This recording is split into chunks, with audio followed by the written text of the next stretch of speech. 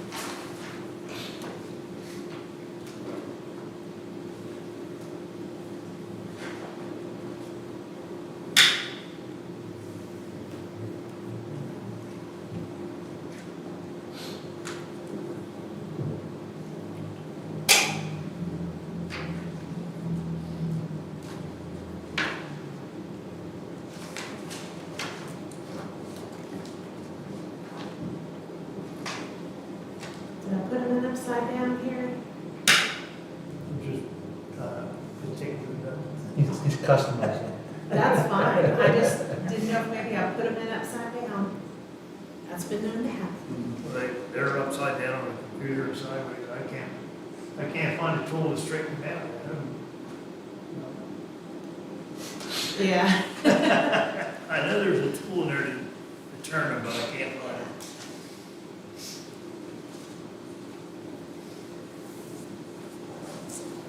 Mr. Chairman, I have 6:30. Okay, we'll call tonight's meeting to order, Planning Commission.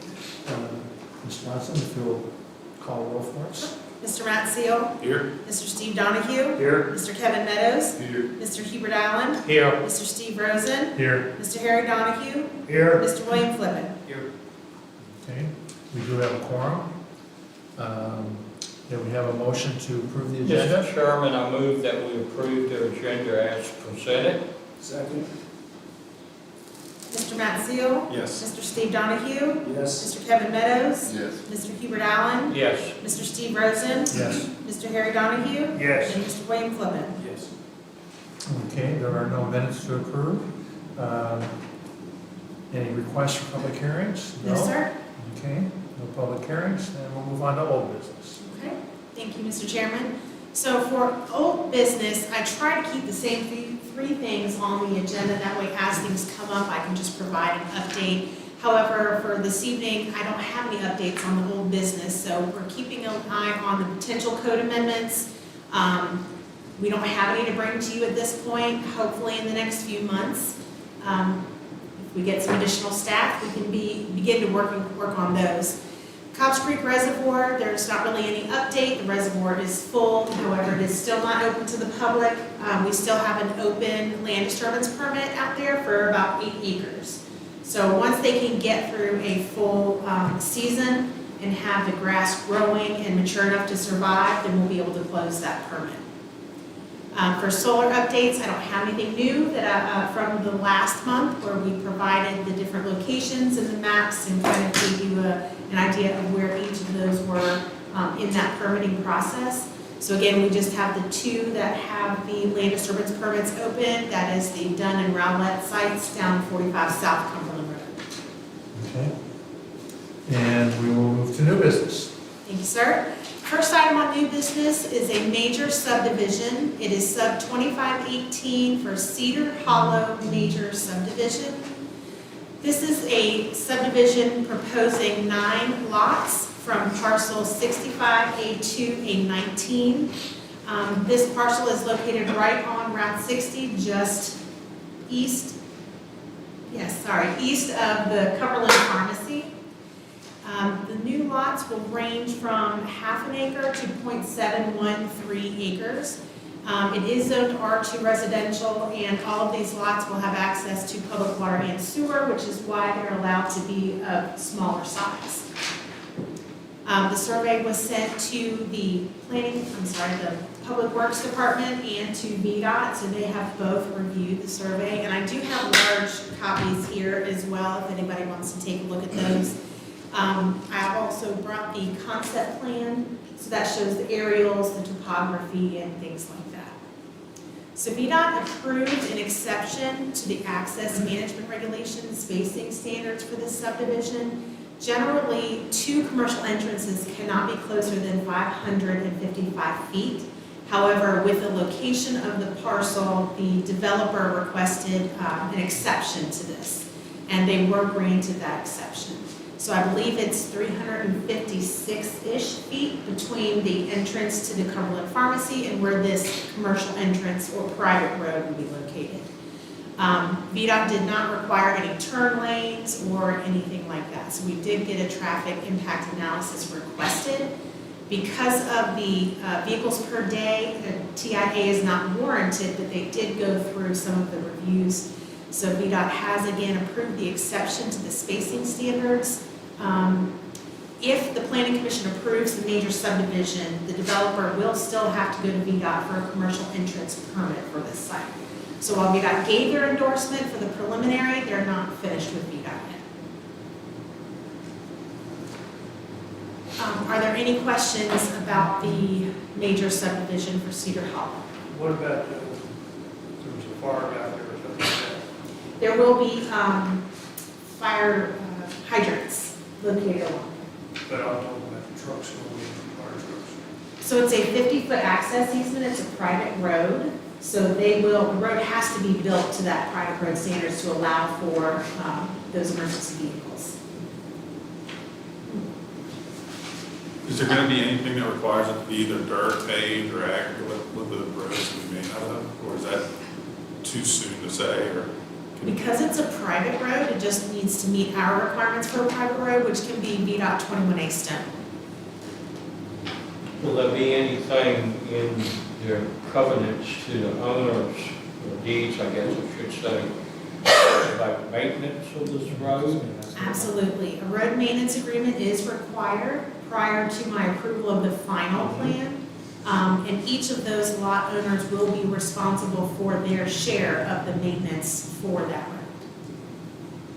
And that would be up to the lot owners or residents to determine who's going to hold the funds or who the funds will be paid to. Yes, sir. Yeah, in the draft road maintenance agreement that the county attorney created the template for us, it does encompass all of the ordinance requirements such as road maintenance fees and things of that sort. I saw when I was looking at an email, I see it here, so I was assuming it's font size, but I see some of them say sewer pump, but then there's 4 at the main entrance off of 60, don't say anything about sewer pump, so I'm assuming that's something to do with font size or something maybe? Possibly. So I do have a large-scale concept plan, and I do think, I'm sorry? I just didn't know if it was a font thing or. I think it might be a distance from the road, or either. Well, I mean, it's always occupancy. closest to 60 that don't say it. The 4 in the back have sewer pumps, and the 4 So in they're the front. gonna have a pumping Probably have- station to yes. pump it to. I don't know if it's a pumping station, but I know that they will have to have a pump to pump it up to, I guess, where the topography, where it will feed into the gravity. Okay. Because they will have a sewer line and water line coming in down the private road. Right, and they'll just have to have a pump to get it to the, Get it out. to the town, Yes. to the, what is good, where the town, I got you. Looks Well, like the the county. I'm sorry? Looks like the first 4 lots would be gravity fed to the sewer line, and the back 5 lots would have to have sewer pumps installed by the homeowners to pump up to the county line. And, you know, Makes sense. one of these grinder pumps, there's some in the county now, and the county is still responsible for all that. Is it gonna be the same way, I'm sorry? the grinder pumps, if they need a grinder pump? To pump that sewer, have it, like, there's one across the street, the Kay's house, down the right of that. They just, the county is responsible for all those grinder pumps that were put in 20 years ago, 25 years ago. That is correct. I don't know if that would be the case with this new I mean, that's subdivision. gotta be in writing, because all those people got letters every time they needed it. Right. You guys would do it. Right. Those are for the existing systems, yes. But for this, I am not sure. I just got an okay from the Public Works Director that he and the developer have, worked it out. They know where the water lines are gonna be, they know where the hydrants are gonna be, so, That guy's, it's an important step, who's gonna be responsible for the project.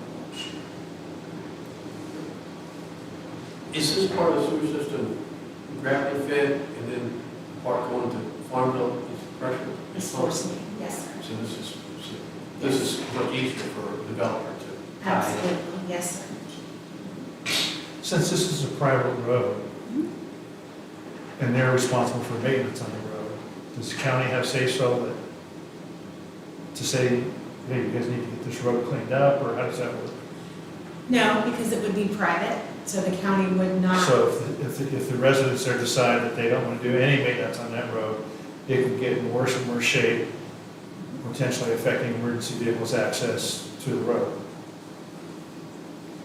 I guess technically, yes, but it would be up to the property owners to ensure that that is not the case.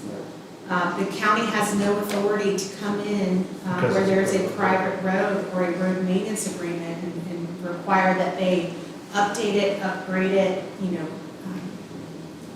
shovel it. We don't have the authority. I don't have the The authority. only time anything could be done if the road got so bad that it was ingress and egress was bringing mud and debris out onto the state road, at which point, Junior State Police or VDOT could step in and require not the road to be fixed, but require them to clean the state road off. I don't understand how that, because it's supposed to be built to VDOT standards. No, it's a private road, so it's not VDOT standards. It's our standards. When the first question I asked was if it was going to be paved or I think you said it was A private road. type of stone. Yeah, That's VDOT 21A stone. So they have to use that when they first do it. Yes, for the installation of the road. But then throughout the lifespan, it doesn't have to be, The it road? can fall, like, and obviously it's been a lot of work and, staff and everybody's done a great job with presenting us with a lot of information on it, but after the last workshop, we discussed all the different easements and access points and potential code amendments to that and seeing and what can be done to have it brought up to VDOT, because then you run like the snow removal thing, and the topography there is going to be weird with already having small access to that many places. And then that's what this study was just saying. The way that I was reading it, because there's a lot of acronyms in there, it looks like they're factoring in like one vehicle per lot, which even with that, that's just getting it to the standard to get the exception. And then having it be dirt and trying to, like, you're gonna have school buses, fire trucks, ambulances, and then at least maybe one, yeah, well, at least one vehicle in there, but I mean, we all know more than likely in Cumberland, it's gonna be more than one vehicle per house. With a private road, school buses can't go down. Yeah, Correct. and then it's just that little entrance right there on 60, I mean, I don't, is there any way to explore how to get VDOT to, or how to make it a VDOT standard paved road? Or like, because there's not gonna be any curbs, not gonna be gutters, so then it'll be like Carriage Hill, and once you get in there, this being so small and everything being on top of each other, there's not really, if I'm reading it right, there's only like 50 or 25 feet in between each wall to wall. So there's not gonna be trees, right? Not in the middle. There's going to be trees along the outside. I mean, like, yeah, no, I mean, on one side of the road, you'll have 4, and then on the other side, you'll have 5 houses. But like, the distance between each of those houses, so there's not gonna be like buffers of vegetation or trees, or, so it'll end up just being like a big giant mud pond. So you'll see that well, if I can bring this around, or if you guys want to take a look at it, this is the concept plan. It includes the setbacks as well.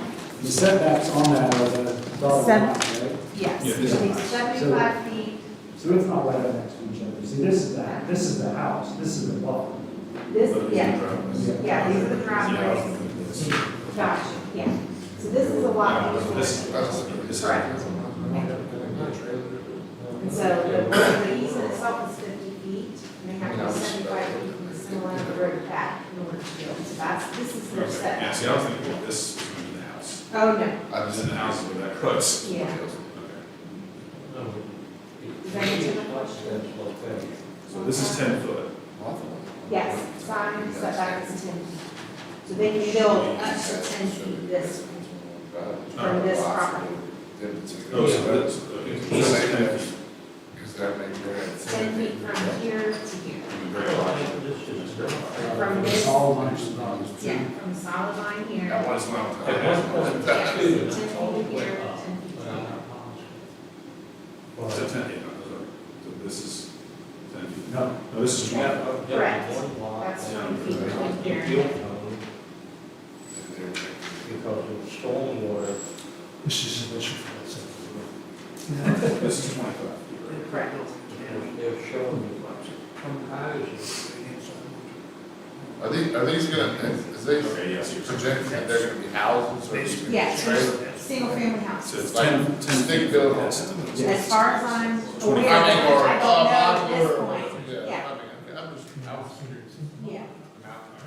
I mean, manufactured homes, modular homes, stick built are all permitted uses in the R2. So Do we have definitely value? distinct, Is it really- or distinguish between those. Did you want to look at this? That helps. That box is not the whole, that box includes the house and parking lot. Right, yeah. Did you guys want to see this? Yeah, okay, Concept actually, plan? that's not just the houses. I thought that was just the house. See the footprint of the houses, but. So on the big map there, like I'm looking at this one, Yeah. the dash box is where it's Yeah, labeled so like 1, 2, 3, 4, 5, 6, 7. originally, we had asked That about includes the house access and to the this lot driveway here. parking lot. If this lot would be permitted to use that private road, because if that's the case, then it would have to be lot standard. As you know, And they said, no, we should not have to allow this person access because they have access elsewhere. So they already have a legal access to that. Empty lot. Right, in the far back. Had they been using the access to? No, it's completely trees, so there is It was no, just a question. yes. And I know you come to court and get everything figured out that way. Right. Yes.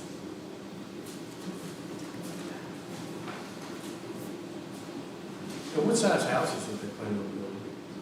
That I Is this- don't is know this- yet. That's just square footage. Correct. That's the left side. Yeah, yeah, lot size. Mhm. So is the issue, I mean, the concern is, do the homeowners police themselves well? If the county can come in and say you need to do this work or this work, then I guess the question comes up, is it really a private road or not? And if it's not really a private road, why are the homeowners going to be responsible for it, not the county or the state or something like that? So I mean, I see that issue. But my concern is that if starting off, if all the original homeowners don't maintain that road, it could potentially become difficult for emergency vehicles. Or if 15 or 20 years from now, and they're all different homeowners there, and the loosely designed homeowners association has done nothing forever, people live there, don't even realize there's a homeowners association, and now they need, nothing will ever happen. And there's nothing we can do about it at that point, right? So in the road maintenance agreement, they, as property owners, have the ability to put a lien on the property if one of the property owners does not pay their share of the road improvement costs. Okay, They have the ability to go to the circuit court to compel payment for the repairs. okay, well, And that's that's good. all included in the road maintenance agreement. Okay. I mean, the bottom line with something like this, in my opinion, is, do we want people to have some freedom? I mean, government can continue to require more and more of citizens and private individuals to the point where there's absolutely no freedom. I mean, the government could say, you know what, I don't like the way people are raising their kids. We need to put restrictions on the way they raise their kids. Now. Well, they do that Yeah, they now, you know? But, and to what point? And where does it stop? You know? I mean, if someone wants to have they want to buy this place, and it's got a private road. They know it's a private road. They know they've got to keep it up. If they want to let it run down to where they can barely get out of their driveway, it's their property. Let them do it.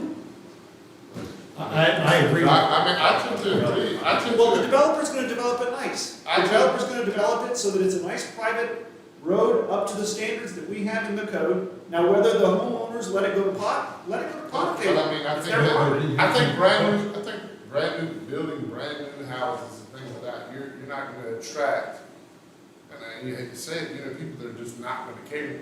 I mean, they're gonna come in here and spend $150, maybe $250,000. We don't even know what it's gonna be. You know, I mean, but you don't know, we don't know what it's gonna be. We don't know what they're gonna do. So, just say out of, like, $200,000 from a home, they're gonna want it to be right. And I was asking, when everybody else was talking, I was asking, we were talking about, at some point, there was a standard that where you could, I guess, petition VDOT to take over your road. And I don't remember how many people had to be, at one time it was 2, isn't that what we said? But then, I mean, I'm sure that's changed every time because VDOT is overwhelmed, but if they petitioned for them to take over their road, it would be no longer private, VDOT would have to keep it to their road. And it wouldn't be a private road, it would be whatever drive and there. Yeah, and then it's not that. Right. So in order for VDOT to take over a road now, what would happen is the property owners would get a petition.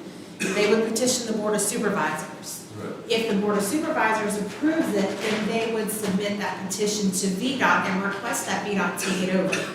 However, before VDOT will take over a road, it has to be built to their public road standards. I personally believe, I know for myself, it would be a financial hardship to be able to upgrade a road from our private road standards to the VDOT standards before VDOT will even consider taking it over. My biggest concern with this, and this, I don't know all of the details of when how it was done, but Carriage Hill Road. And if Mr. Stimson was here, he could tell you about the number of calls he gets about it. It's a private road, quasi homeowners association, everybody was supposed to pay into a road maintenance account. And hasn't been done. And it's probably not a month goes by that one of us doesn't get a phone call about how that road agreement was done. And if you drive down that road now, I've got farm roads that are in better shape than that road. And it's probably, I think, what, 30 houses or something back in there? There's a lot of It's houses. quite a few houses back in And there. there's 2 other roads now off of it. There's So Lucky why are they Or calling the roads us? I mean, I'm not gonna call, but why are they calling you? because they think that the county or the They state is think supposed the to fix county it. is responsible and should fix it. They think VDOT should take Is this it a park over. road? And Has a sign, VDOT red is not road. going to take it over Yeah. unless it's brought up to VDOT standards. And VDOT standards now, basically in talking with Richmond, they want to have a minimum of what they call tar and chip, not asphalt, but the tar and gravel mix. It's gotten So are bad. realtors not, It's gotten so telling bad over people- years. when they sell a house, are they not obligated to tell Yeah, them? they are, because I looked at a house in there, I mean, that's been 10 years ago, I looked at a house at the end, all the way at the end. And I said, I'm not gonna be a part of the HOA, but that was part of it, their home, you know, the road agreement, all that was part of it. And I just said, nah, I told my wife, we're not even. So the su- When you buy a home, if there's a homeowner association that's involved in the homeowner association, part of the disclosure is any the CCNAs. Right, so, all so, need to be Again, I go back to the question, why are they calling us? Why don't they call their homeowners association person? Because that's no homeowner. There is Because there's probably, the homeowner association most likely is very It loosely doesn't exist. organized. Because it was They never. may not even know who. Right now up there, nobody knows who they're supposed to pay the money to. Because it wasn't structured correctly when it was first built. And they don't have It's meetings or graded so anything like far, that. it would be unreasonable to repair. To me, it's a homeowner association on a piece of paper, it's not really, Are these being built to be sold? That was a question we never asked. Yes. To my knowledge, yes, these are being built to be sold. And I will say that our road maintenance agreement that we have now is, I don't know what was in place when Carriage Hill was built, but if anything like Carriage Hill would be proposed today, it would require a VDOT standard road. Anything more than 10 lots requires a VDOT standard road. So as far as private roads go, as long as it only utilizes up to 10 lots, then you can have a private road. At that 11th lot, then you have to have a VDOT standard road. Is there, So if someone called me and they were on a private road and they were fussing, I would say, you bought a private road, take care of it. I mean, And they're going to say, tell you, or one of us, or anybody in the county, we're paying taxes for the county.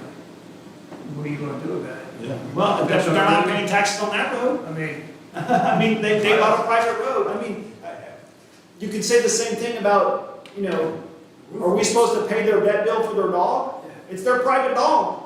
Go take care of the dog.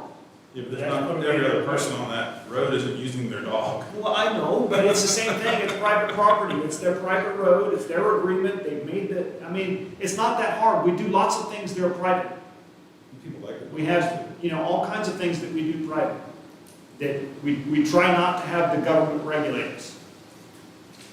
I mean, we can't go crying to the government to solve every problem, because then what we have is we have a tyrannical government.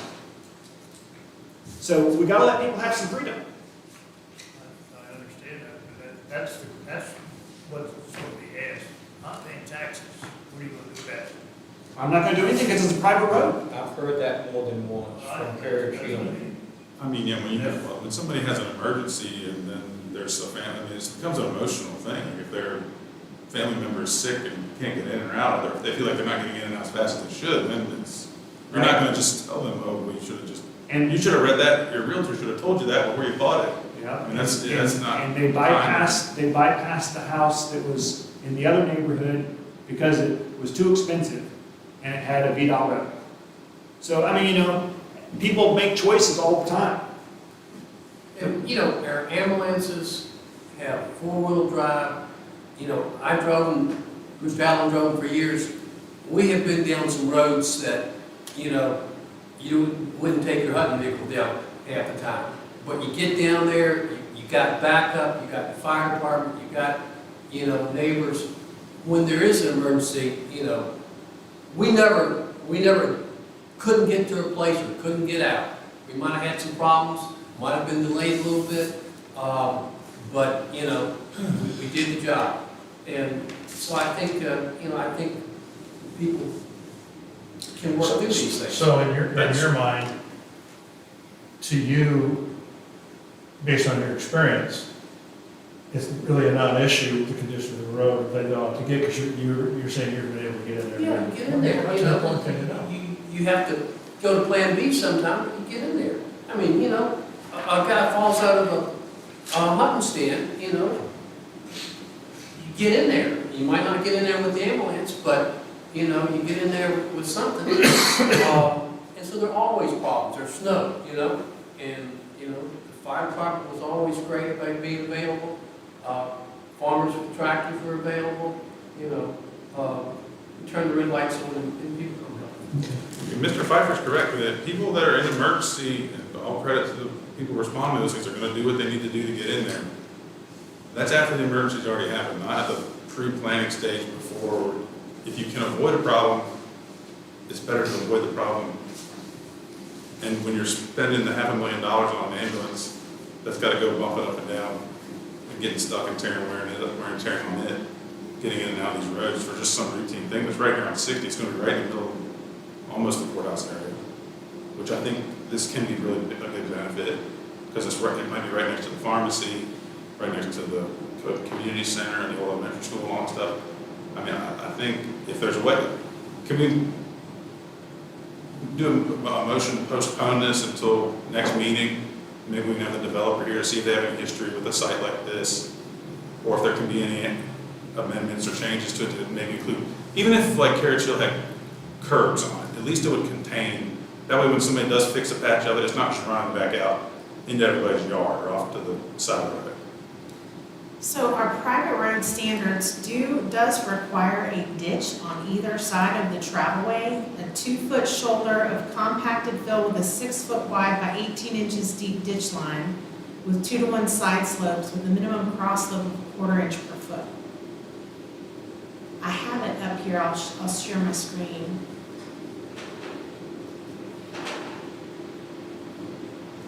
One thing we also haven't considered with this is I know a lot of people are wanting to try to make this a VDOT road or improve the VDOT, improve the standards so it's more in line with VDOT standards.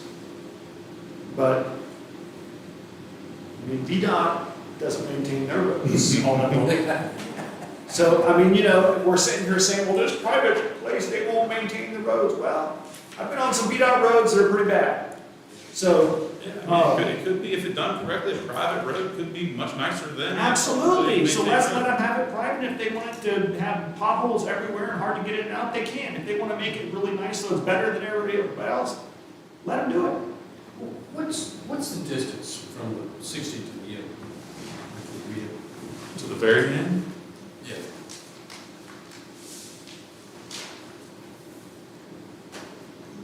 Each box is like 140 feet, the times. 4 acres or something, right? 660, so 600 A little over 4 acres. 600 feet. So, you take 600 feet in, what was it, 9 houses or 10? 9 houses. Divide that out.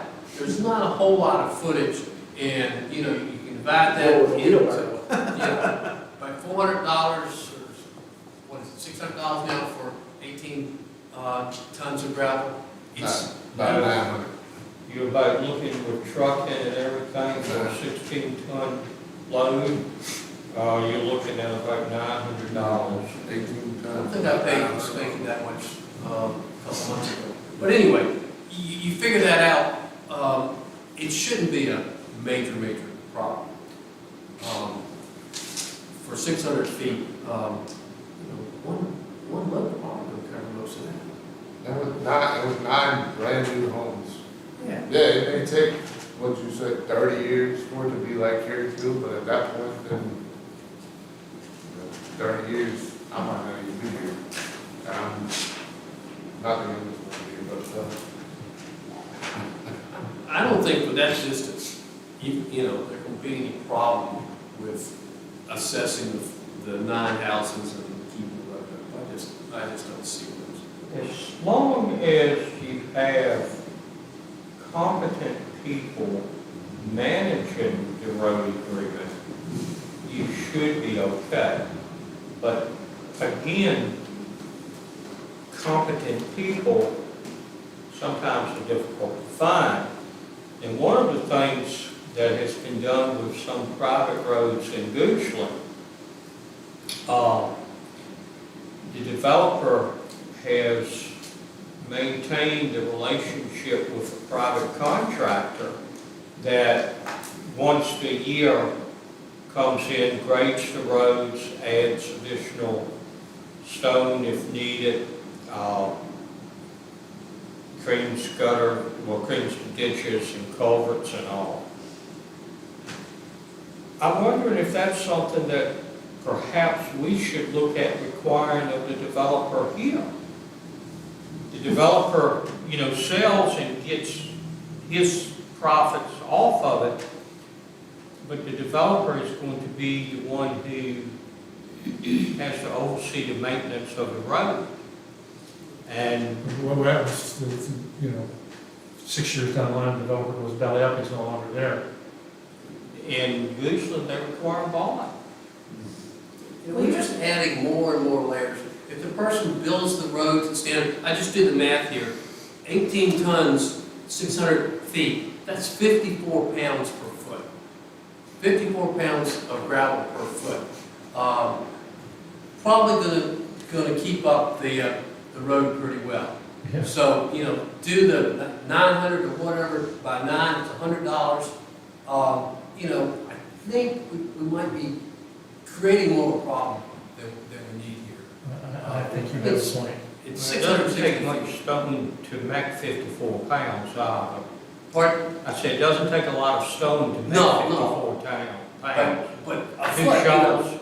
yeah, it's probably 10 gallons, 2 5-gallon buckets. Well, it's not so much about creating a problem on this one, it's about we're gonna look at this, we're gonna vote on it, whether we recommend it or don't recommend it, and then once we've done that, how many other are we gonna look at this? So, I think I would like to make a motion to postpone voting on this until next meeting to explore these other things, because once we open the door to this major subdivision, then we're gonna have all these issues that everybody's brought up, coming up each and every individual time.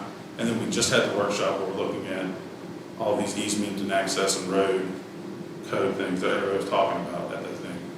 And we don't have the board rep here to give any feedback on that. I mean, if we want to have a work meeting, so I would say postpone it no later than the next meeting to explore these things. And that's the motion I would like to make. And have a vote on it, or whatever debate is needed in the intermediary, but I'd like to vote on that. Can I just say that this subdivision meets the code requirements. And we can look at a code amendment to revise what our private roads are.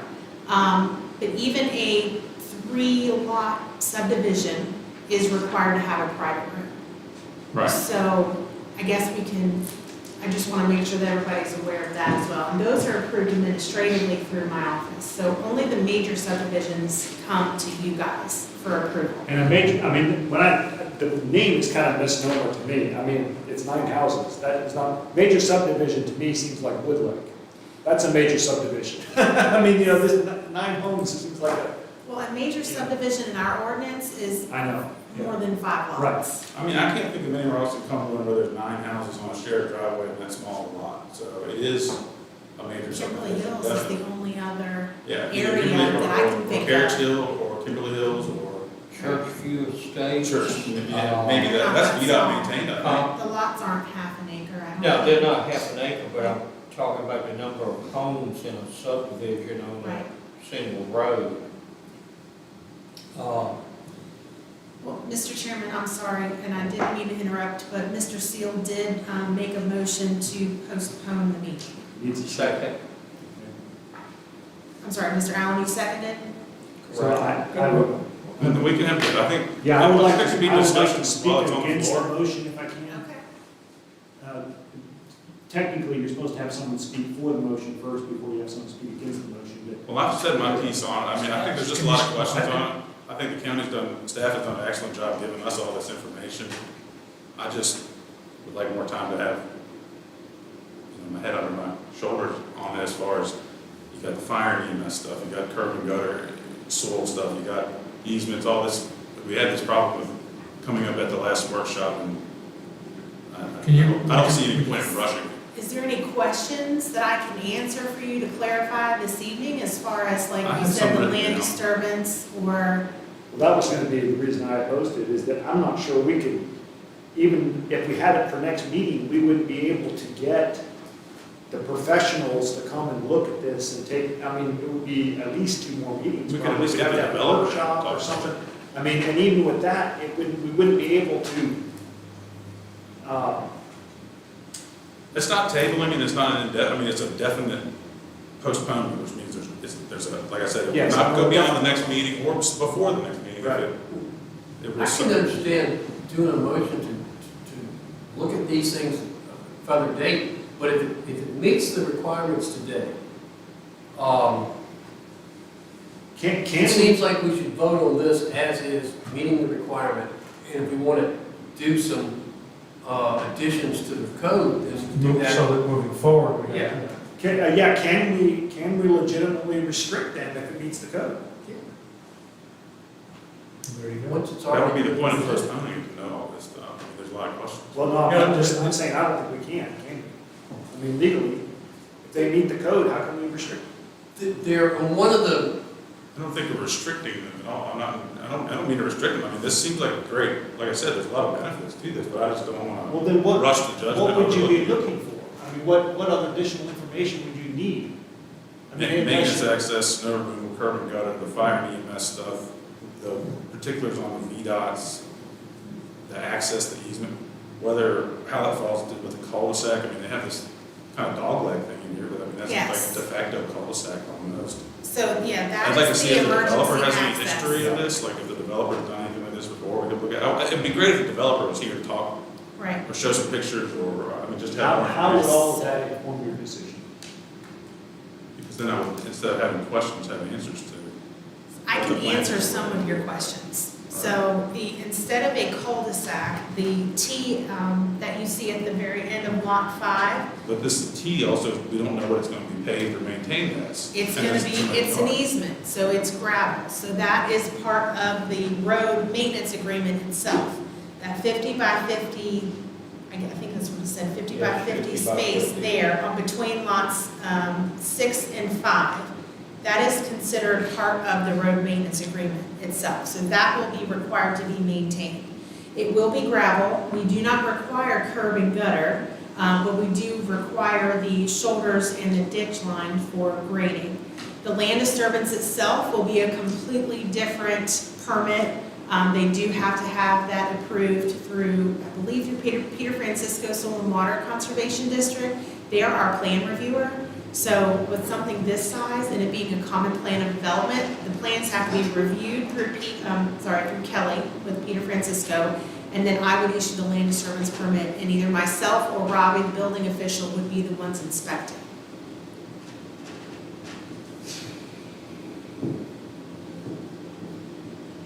And I can provide you guys with a copy of the road maintenance agreement if you'd like. That way you can see exactly what's spelled out in there.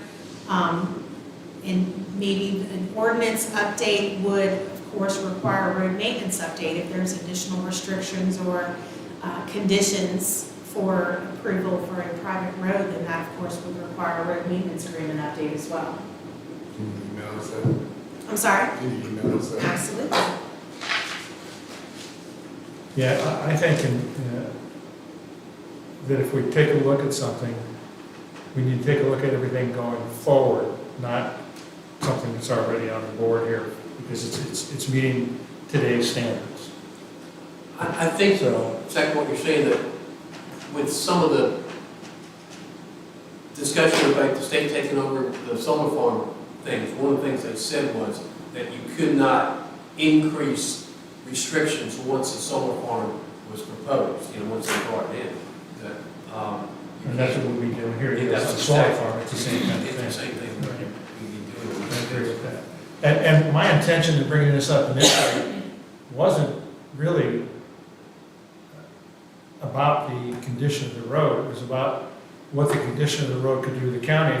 If the person in lot 5 called an ambulance because someone was sick, and the ambulance couldn't get down the road quick enough and that person died, is there going to be a lawsuit? That's what I was concerned about. So, I don't care who takes care of the road. Residents take care of the road, that's fine, they should, I agree 100%. I don't want to add, if it's a private road, it's a private road, it's their responsibility. I'm with you 100% on that. I'm just concerned that down the line, is the county going to get sued about something? That's all I was worried about. And I believe that whether it's a private road or not, if that scenario happened, there are going to be lawsuits. If they're delayed, an ambulance can't get down, but yet Commissioner Flippin says that there's a way down there. May not be as quick as someone would And think you're it never should going to be. be able to go to court and prove that because, a 600-foot road, and it took, It's not that long. 30 seconds longer, or Yeah. 2 minutes longer, or 5 minutes longer, but that was the cause of death. Right. That- So- we're So knowing that, my inclination is to support something, looking at at the requirements for a private road going forward, not here. I don't think that's fair to this developer at this point. And I really want to be fair, and I don't think that's fair. Here are our standards. Oh, good, you did the standards. Oh, by the way, we're going to change our standards now. That's not right. So I mean, at this point, isn't there a motion and a second? Yeah, Call for the question. Can we So vote? the motion was to postpone action on this item until the next regular meeting, which is July 21. For the purpose of either Yes. getting the developer in to link some of these further away, I'm not trying to bog down staff with more stuff to do, or the developer. I don't know that postponing the preliminary recommendation is gonna be intercepted to them. So, I mean, that would be the purpose of the postponement.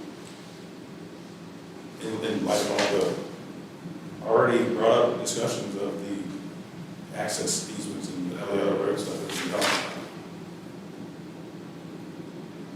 so, So I call for the question, so we need to take a vote Mr. on his Mazzio, motion. Yes. Mr. Steve Donahue, No. Mr. Kevin Meadows, No. Mr. Hubert Allen, Yes. Mr. Steve Rosen, no. Mr. Harry Donahue, Yes. Mr. William Flippin. No. And the motion failed 3-4.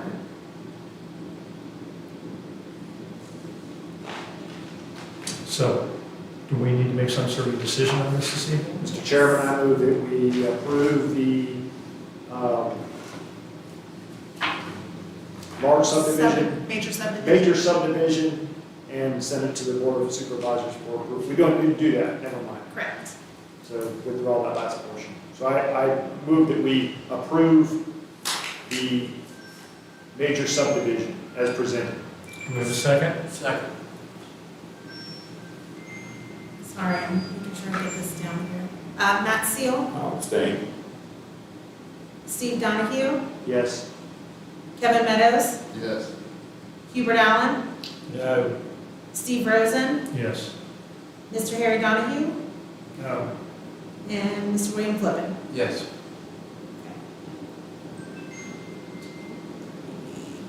The motion passes 4 to 2 to 1. 4 yeses, 2 noes, and 1 abstention. Okay. All right, Okay. so there is no Board of Supervisors update tonight. Mr. Stimson is not able to make it tonight. And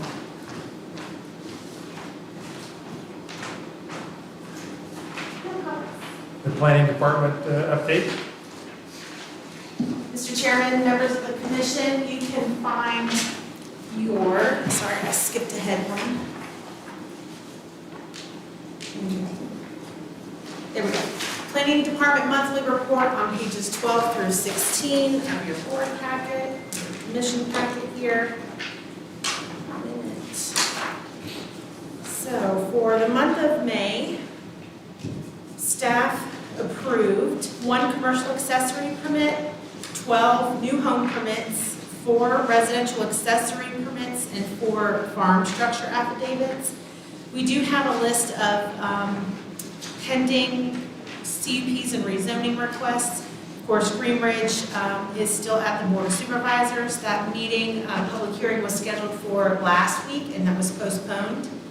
The CUP 2402 for the Cumberland Fire EMS Tower, we are getting closer to having a completed or revised site plan for that tower. So once we have a completed application, that will be coming to you guys.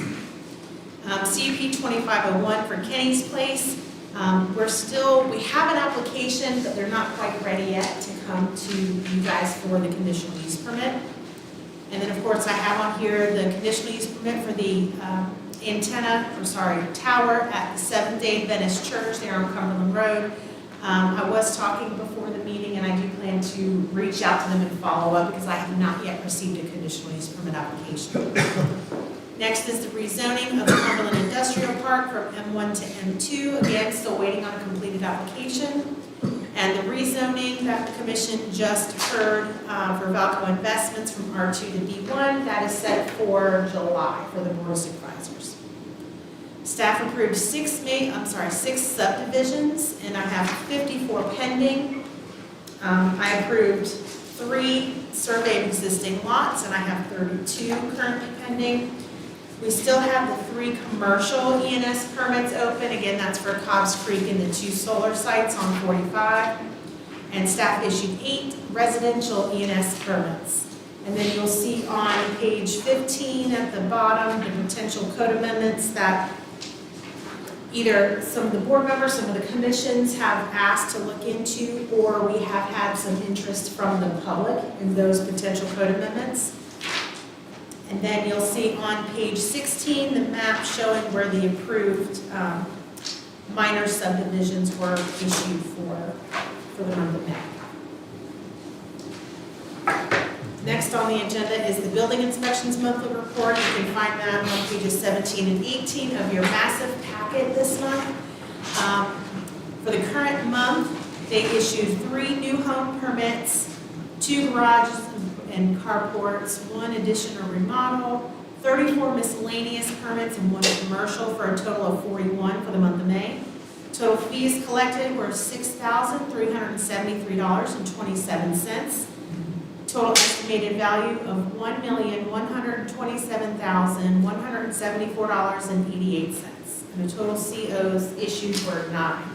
So for year-to-date, the total estimated value of the permits were $9,892,136.75, and 33 certificates of occupancy issued. Thank you very much. No problem. Are there any general citizens' comments? I believe so. Commissioners, comments? I just had a question. Can you tell me why the Green Ridge at the Board of Supervisors level got postponed? Negotiations are still ongoing regarding the host amendment and the conditional use permits. Is there a date set? No, sir, not yet. Anybody else have anything? Mr. Chairman, I have one item. We have a situation on the border of the 5th and 4th district. It's actually in the 5th district. A communications tower has been erected without any permit other than federal FCC permits. Ms. Johnson has been working with the entity that put it up since April. They had promised they would do a CUP request, try to bring it into compliance. This tower is approximately 120 feet. It's polished aluminum, dull aluminum, whatever you want to call it, not painted in a manner that it would be visible to aircraft. In going through the code, the county has no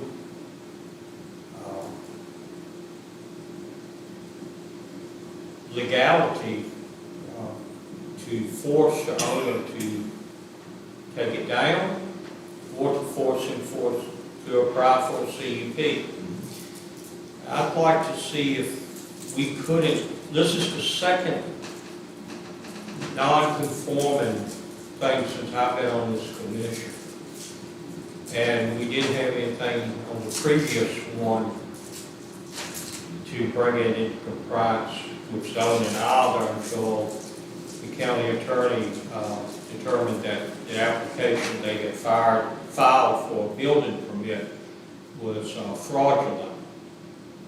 At that point, they decided they'd sit down and talk. But I think we need to have a code section or an ordinance in the code section pertaining to non-conforming structures that are erected without county approval, and that the county should have the authority to take the owner of the non-conforming structure to court and get a court order to demolish it. I mean, I'm thinking right now this is probably not going to go any farther as far as an application from the entity for CUP.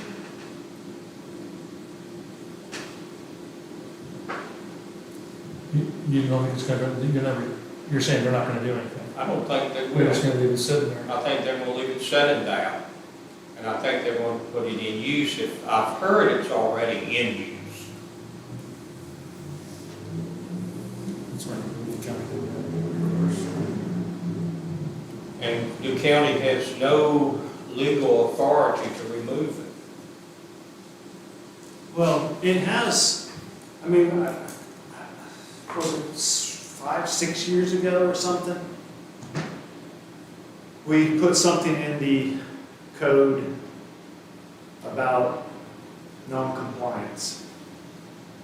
And that the first time, it's a $500 misdemeanor, and the second time, it's like a $2,500 misdemeanor. And, you know, it escalates every day after that, or something like that. I can't remember the exact wording. But, I mean, there is, if I'm not mistaken, Non-compliance with what? If they don't have a CUP to comply with, what are they not complying with? they're not compliant with county code. I misunderstood, there was no code. Right, it requires a CUP, so they would be out of, I mean, they would be out of compliance. So, I mean, it's, I don't think there's necessarily another code amendment we need to do. We just need to enforce the code amendment we have. We're talking fines on this. This is actually, possibly could be a safety hazard. Is that FCC be notified of a tower that's been started, but we stopped the construction? Did We we didn't not? stop construction, they completed it. And the FCC gave them the license. And the FCC gave them the I didn't think license it's to broadcast. Appear, I mean, from my appearance, it's not complete. From what I drive by and see, it's not So complete. they've completed it. So you're saying you think that they know the county can't do anything, so they're just gonna do what they want anyway? That's sad. I think this is a good thing that they should put off a little bit and find out, because it's, obviously, we all don't know, we're not on the same page as far as where we're at. And, you know, if, you know, have they completed, are they using it, you know, where's the CUP, you know, is it being actively worked on, or are they just ignoring us, what, you know, what is the deal? I mean, I'm willing to see if they will come in and do CUP. But I think we also, and I'm not saying take action tonight, but I think we ought to have staff look at the fact of what we can do to have some type of ordinance that if something is being under construction or has been constructed that is not in compliance with county code, they can issue a cease and desist order on work, and that if they don't apply for the CUP, the county can take it to court and get an order to demolish it. Right now, we don't have those two options. When Ms. Johnson got checking the county code with the county attorney, she couldn't even issue a cease and desist order. I would agree 100% with you. I think the fact that the county doesn't have anything like that is a big oversight. It has something like that. I'm trying to find it. Give me a second. This one, on the engineering aspect of that tower, are those footings the way they're supposed to be? But they've got electrical run to it, and they've got communication coaxial run to it from the building. Is it going up the tower, but I don't think it's going up the tower. I haven't been in there to look. Yeah, I mean, I know it's I going to the, probably to the building. It's coming from the building to the transmitter building, This and it is going to the tower. Section 1-8, general penalty, continuing violations. So this would be under, And this is not the only part, it's what he's saying. but we're not, you know, because listen. And now I think that. It says, whenever in this code or in any ordinance of the county or any rule, regulation, or order promulgated by any officer or agency of the county under authority duly vested in him or her, it is provided that a violation of any provision shall be constituted a class 1, 2, 3, or 4 misdemeanor. Such violation shall be punishable as follows. Number 1, class 1 misdemeanor by a fine not to exceed $2,500, or by imprisonment in jail not to exceed 12 months, or by both such fine and imprisonment. Number 2, class 2 misdemeanor by a fine not exceeding $1,000, or by imprisonment in jail not exceeding 6 months, or by both such fine and imprisonment. Number 3, class 3 misdemeanor by a fine not to exceed $500, and class 4 misdemeanor by a fine not to exceed $2,500. But that's all fines, it's not, it doesn't. Well, give- it's jail time. I don't think we'll go to jail. It doesn't give the county permission to order or go to court and get a court order to take a non-conforming structure down. What is your code section that you're reading? I'm sorry. That was, well, I'm trying to find the top part. Section 1-8, general penalty continuing violations. So that's not in the zoning ordinance. Section 1 is just general provisions, is that correct? That you're looking at? Hold on a second, it's got the circle back on. Let's see. Where am I at the first part here? I just did a search for $500. Yeah, chapter 1, general provisions.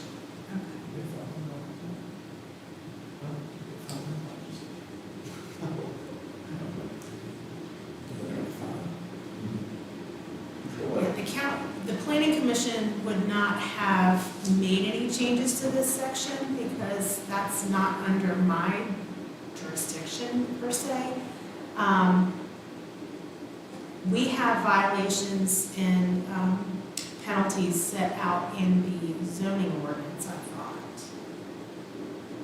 But again, I think what Mr. Allen was trying to say is, or what he's looking for is a code amendment to allow for the removal of the non-compliant structures. Well, I mean, we should, that's all well and good if they continue to persist. I mean, that's like, It sounds like it has, since, what, the Well- last contact was April? Pardon? Last time they were communicative with staff was April? I mean, you have a fight with your wife, you don't go down to the courthouse and get a divorce. You try to work things out first. You try to, you know, maybe get an intermediary, or talk to a pastor, or talk to a friend, or, I mean, you do some other stuff first before you go drastic. And having them actually go and remove the thing is pretty drastic. It's like you're already married. Well, I Marriage doubt is- seriously if the county is gonna order removal without taking steps first. Right, well, that's fine. But So, we have, Ms. Johnson contacted their entity. Mhm. They promised they would be in here. That's been over 60 days ago.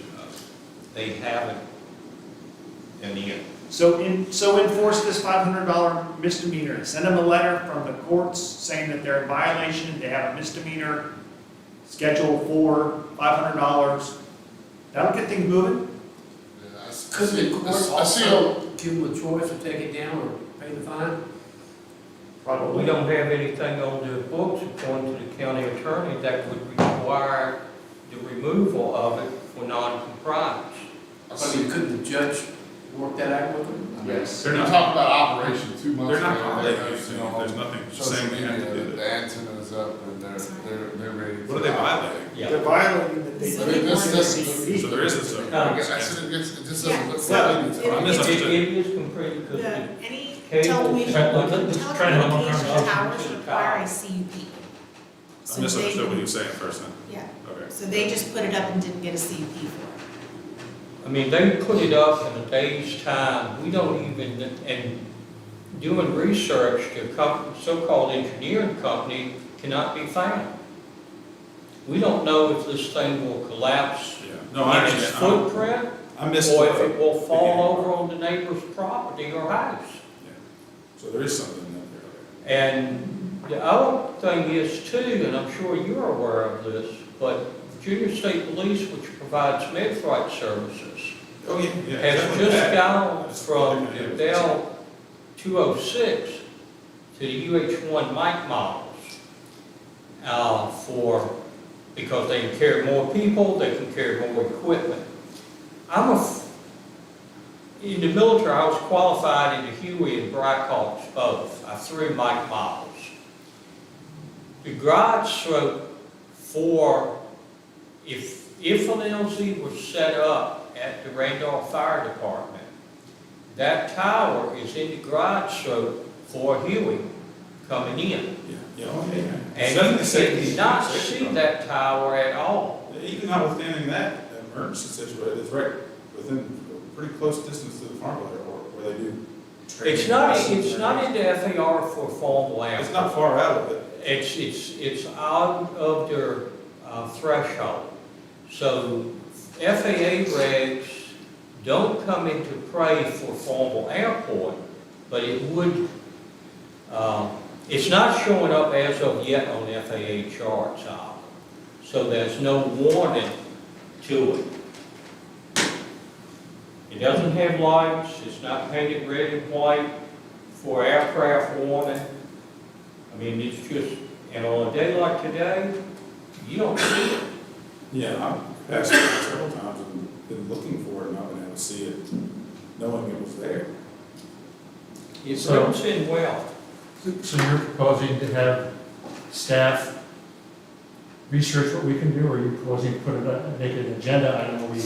I would like to have staff research and see if we can possibly have staff come back to us with a proposed ordinance that would put some teeth into if we have a non-compliant structure, because we've had this before and it took months, almost a year to get it worked out. I'd like to see something on the books that, send a letter, we call them, we talk to them, and after a reasonable amount of time, if there's nothing done as far as applying for a CUP or whatever, the zoning administrator, the county administrator, one of the two or both of them could issue a cease and desist order, or where it stops, and it has to be removed. And I think at that point, you would have the attention of somebody to come in and get a CUP. I would support that 100%. In Division 6, Ms. Johnson, violations, Section 48-116. That's For unfamiliar. public safety, Huh? 48, chapter 48 is public safety. I've got Division 6. Maybe I'm in somebody else's code. I mean, the county attorney researched it, and he said, we have nothing we can Yeah. do. See, Well, we do have something, because I voted against it, and I was the only person who voted against it when Carter was here. Because they were Well, trying to get something. in my mind, if we have something, if you say we do, I'm gonna take your word for it, we have something. Clearly, it hasn't discouraged anybody from doing anything. So whatever we have needs a lot sharper teeth. Because I don't think for a second that a church didn't research, if we do this without permits, where are we liable, what's gonna happen? Well, And an attorney came back and said, well, there are no codes, you can do whatever you want. is anybody familiar with Seventh-day Adventists? I'm sorry? Are you familiar with Seventh-day Adventists? No. Okay. They probably didn't care what the county code said. So Okay. I don't think they even looked at the county code. Well, they did get a building permit for the structure they erected for a church. So they were aware of county code knowing. They got a nice paved They were driveway. also in violation of the soil and erosion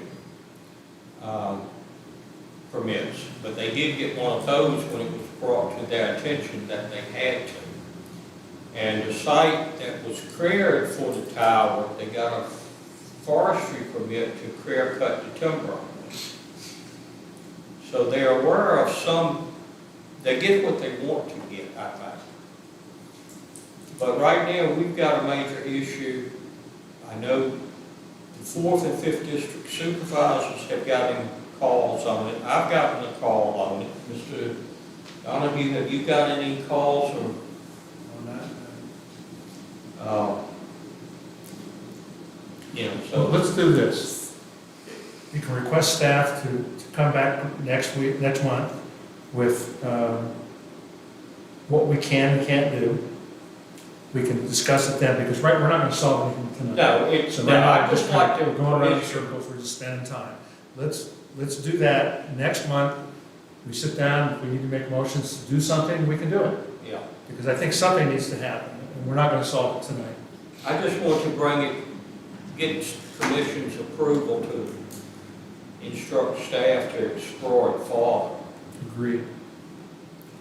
All right, Mr. any other, I'm sorry, go ahead. Sorry, Mr. Steve Donahue, that section, is it 48-117, I think, that Division 6, so it only pertains to that article, which is Article 3, road naming and E911 addressing ordinance. Okay, so that's only related to that. Correct. Okay, what about, section 74 74-13? Yes, sir, that's what I was getting ready to point Okay. out. That's the one for the zoning ordinance. Right. So that's got all kinds of fines, it's got, so something can be done. It sounds like the county attorney's already looked at that.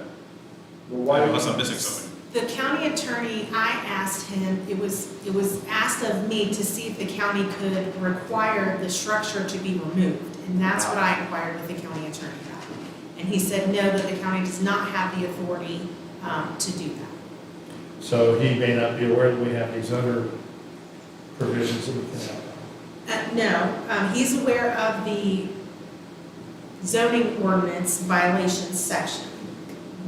And that does allow for fines, but it does not allow for the removal of the structure. Correct. Correct, That's what we need to address. correct, I yes, agree. sir. Is there already somebody that would make a motion on this? No. Can we make a motion, or at this point, we're just making a comment? I think it's before we just- make a motion, we need to take a look at what we can and can't do. So we've asked staff to research it for us and come back next month and say, here's what you can and can't do, and we'll discuss that. If we need to make a motion at that point, we will. So it's a consensus, it's the consensus of the commission tonight that you want staff to look further into it. See what we, at the next meeting, I'll bring back what the county code allows us to do and what it doesn't allow us to do, and then from there you can potentially provide So a, we're gonna delay it a couple months, is what I mean. You could, yeah. I mean, why can't we, if we know the code's there, can we instruct the attorney to send at least a minimum amount of notice or a minimum fine to them? so we have to issue a notice, an official notice of violation first in order to do that, and that has not happened, because when I went out there and met with them, it was, yep, no problem, we're gonna get it to you. So we're being nice and they're taking Exactly. advantage of that. Which I will say, my approach for code enforcement is always compliance rather than court. So I always give the person the benefit of the doubt the first time. If I go out there and I say, hey, yeah, this is an issue, we really need to fix this, and they say, okay, sure, no problem, we're gonna take care of it, 9 times out of 10, that's what happens. And we don't have to issue an official notice of violation, we don't have to go to court, that sort of thing. This may not be the same case, but I have not followed up with them, nor have they followed up with me regarding this issue. So I will do that this week. Progressive discipline. Yes. We're moving along the line, so let's keep it moving. I like Yes. that. Set them up for success. Okay. Try to. All right. Any comments about anything else? Mr. Chairman, I move that we adjourn to 21 July 2025, or as soon as may be needed. Second? Second. Matt Seal, Yes. Steve Donahue,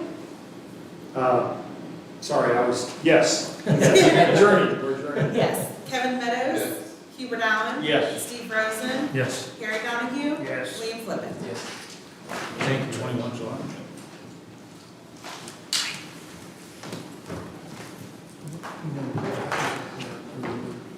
Pretty sure I know who's behind all of that. Yeah, Pretty sure I know who's behind all